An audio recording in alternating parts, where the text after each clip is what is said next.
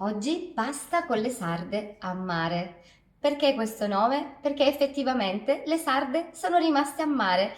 Qui infatti non ci sono. Troviamo però tutti gli altri ingredienti, i sapori e i profumi tipici del famoso piatto tradizionale siciliano, la pasta con le sarde. Questo piatto è molto più economico ed è nato dall'esigenza di voler replicare quei sapori anche quando le sarde non si trovavano, magari in base alla stagione, o quando non ci si poteva permettere di acquistarle. Questo l'ho raccolto con le mie mani, esattamente dove lo cercava mamma.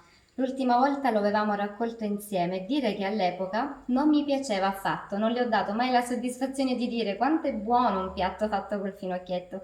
E invece oggi mangio tutto, è come se la sua influenza anche sui miei gusti fosse più forte adesso che purtroppo non c'è, piuttosto che in passato, però meglio così perché la sento più vicina. Allora, l'ho già lavato, ho selezionato le parti davvero più tenere, non c'era granché da togliere, sciacquato, adesso lo sbollentiamo. Un po' di sale e aspettiamo che diventi tenero. E nel frattempo pensiamo agli altri ingredienti, quindi comincio già a tritare una cipolla. Deve essere fine fine, così cuoce in fretta, anche perché sarà un piatto davvero veloce da preparare. Tiro fuori il finocchietto dall'acqua, questa non la buttiamo ma ci cuociamo la pasta. Mentre riporto a bollore l'acqua, comincio a scaldare olio evo per appassire la cipolla. Deve ammorbidirsi lentamente, quindi fiamma dolce. Buttiamo giù la pasta, a Palermo preferibilmente bucatini, io però preferisco spaghettoni grossi. Finocchietto scolato lo tritiamo. Alla cipolla aggiungo le acciughe sott'olio, dovranno sciogliersi. E non dimentichiamo di tostare anche il pangrattato con un filino d'olio. Adesso pinoli e passolina. Aggiungiamo un po' di acqua di cottura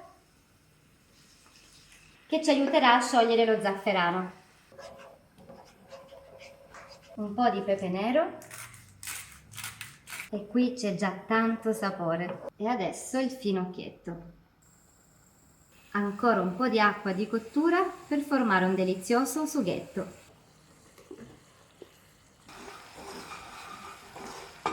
Regolate tutto di sale in base ai vostri gusti. La cottura della pasta la completiamo in padella con il condimento, quindi la tiro fuori con un po' di anticipo. Servirà quindi aggiungere un po' di acqua per allungare. Ed eccoci qua.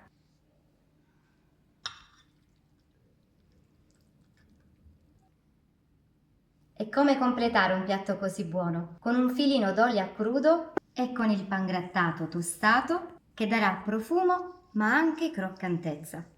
Avete visto quanto sappiamo essere ironici e ingegnosi noi siciliani?